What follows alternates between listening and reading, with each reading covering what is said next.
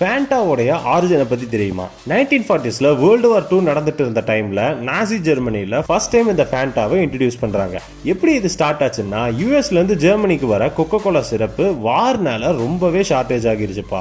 அந்த டைம்ல Coca Cola டச்லாண்ட் head குவார்டர்ஸ்ல இருந்த மேக்ஸ் கீத்துங்கிறவரு இந்த சப்ளைவை நம்ம நிறுத்தக்கூடாது, வார் முடிகிற வரைக்கும் லோக்கல்ல கிடைக்கிற இன்கிரீடியன்ஸை வச்சு ஏதாச்சும் ஒன்று தயாரிக்கலாம்னு முடிவு பண்றாரு. அப்போ அவர்கிட்ட வெறும் ஆப்பிள் ஃபைபரும் வே அண்ட் பீட் சுகர் மட்டும்தான் இருந்துச்சு.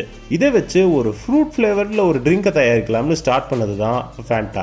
மேக்ஸ் கீத் என்னதான் கொக்கோ கோலா யூஎஸ் கம்பெனியா இருந்தாலும் ஜெர்மனியில வேலை செய்யற பீப்புள்ஸ்க்கு ஃபேவரா இருக்கணுங்கிறதுக்காக ஃபென்டாஷியாங்கிற ஒரு ஜெர்மன் வேர்டை இந்த ட்ரிங்க்குக்கு வச்சிருந்தாரு.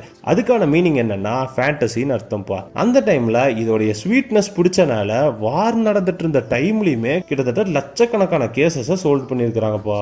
வார் முடிஞ்ச பிறகு, அதாவது 1945ல கொக்கோ கோலா ஃபேண்டாவை இன்டர்நேஷனல் லெவல்ல இன்ட்ரோடியூஸ் பண்றாங்க. நம்ம மோஸ்ட்லி பார்க்குற இந்த ஆரஞ்சு ஃபிளேவர் ஃபேண்டாவை யூஎஸ்ஏவும் தயாரிக்கல, ஜெர்மனியும் தயாரிக்கல. இது யார் தயாரிச்சிருப்பாங்கிறத தெரிஞ்சுக்கிறதுக்கு முன்னாடி இந்த மாதிரியான இன்ட்ரெஸ்டிங் வீடியோஸ் பார்க்கணும்னா மறக்காம நம்ம சேனலை சப்ஸ்கிரைப் பண்ணிடுங்க. ஃபேண்டாவோடைய இந்த ஐகானிக் ஆரஞ்சு ஃபிளேவரை 1955ல இட்டலியில தான் முதல் முறையா தயாரிச்சிருக்கிறாங்க.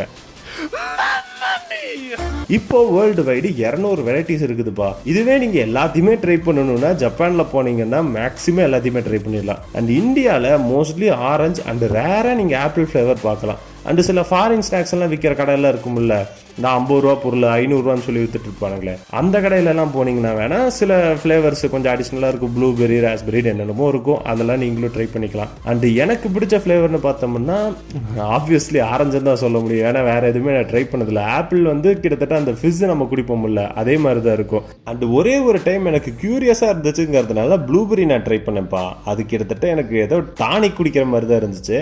நீங்க எந்த ஃபிளேவர்லாம் ட்ரை பண்ணிருக்கீங்கிறத கமெண்ட்ல சொல்லுங்க.